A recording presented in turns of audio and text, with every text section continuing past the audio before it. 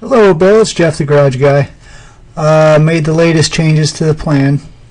Everything seemed to work out pretty well. I didn't see any problems with it. Couldn't come up with any really good suggestions to make any quick improvements on the design. I was kind of playing with the idea of trying to get a double door over here on the left side so we wouldn't have this handle here, by putting a wider cabinet and being able to access one half of it. But that just pushed the problem down the way. So I'm learning to re-accept the single handle next to the framing, metal extruded framing on both sides of the garage here. I think it'll look fine. I was just trying to avoid it before because it was something that you told me you didn't care for. So I just wanted to point that out one more time.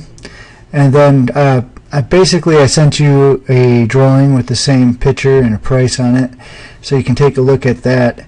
The exchange from a large cabinet to a small to 4 small cabinets, it increased the price a ways. As far as storage per dollar, you definitely kind of lose out in value in this situation, because now we have more stainless steel counter, more aluminum slat wall, and a lot more components to make up what ends up being less storage, but really in the end all that matters is that you like your overall design. So I just wanted to point out that that did increase the cost a bit to technically get less storage. So it's just something to consider.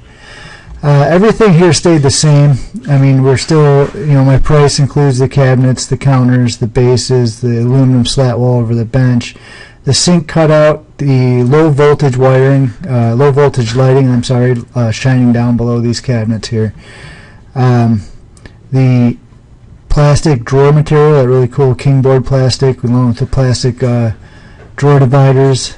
And we got the removable drawer bins to fit into dividers. I counted for $300 worth of those that I would order.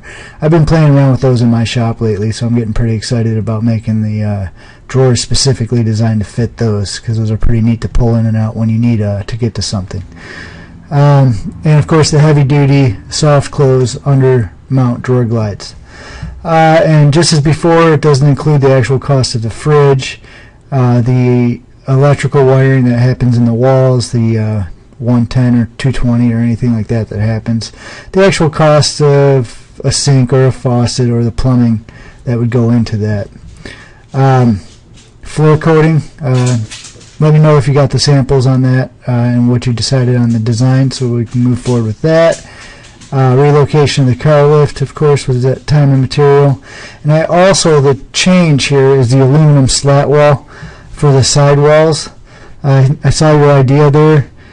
Since I've been drawing this in 2D instead of 3D, I would really like to maybe at our next meeting decide, visualize together where the best place for that slat wall to be. It looked like your drawing had it going up at an angle and then maybe over top of the toolbox. I don't know if that's going to work quite as well as it could, because it has to come under the cabinets, then angle up, and it would cut right into the toolbox as far as I can tell. I think we could go straight from right from the cabinet to the door, because the slat wall can dead end into the frame of this cabinet. They're both aluminum. I think it'll tie in really nice. I love doing the the different angles and things like that. So I just think we should bounce those ideas back and forth. So let me know if you like the design, what you want to do next about the floor coating, and let me know if you got those latest floor samples, and I will talk to you soon. Thanks.